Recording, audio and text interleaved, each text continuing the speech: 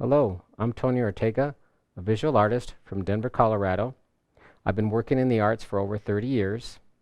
I work in a variety of media, which includes painting, drawing, printmaking, and creating community murals. Every once in a while, I dabble with photography, some installation, and a variety of other media.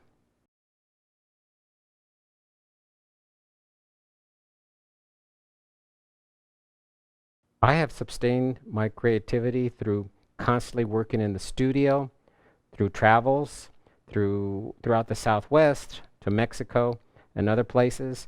I've also been a professor, a teacher, and by working with my students, I am always being informed or always being questioned or always being asked a variety of creative things. I also learn from my students.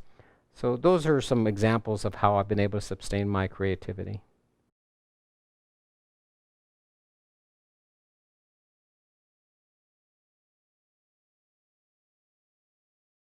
Yeah, a variety of things have caused changes in my work.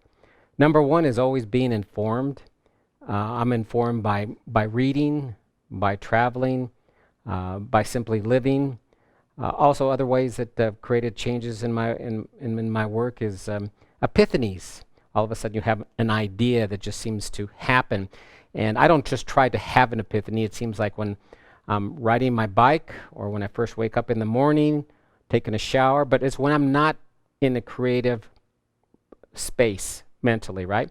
So all of a sudden I'll have an epiphany of an idea that pops into my head, and I try to save that.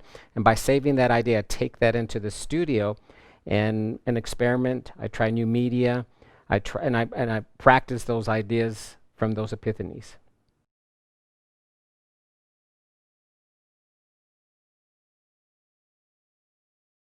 The advice I would give to my younger self would be to be patient, always learn how to think outside of the box, always learn to think subjectively and objectively, always be able to rely on your gut, but also sort of step back every once in a while and look at it objectively.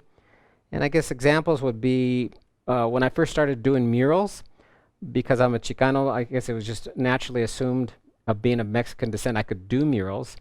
And then I began to realize that that was a way of getting my work out there, being able to work with the community. Other ideas is when I first started teaching at Regis University, I didn't know Photoshop. And when I was teaching the design class there, I would ask my students questions, and I was slowly learning from them. So I guess I would say to a younger self is always be open to learning from people that are younger, older, other artists, etc.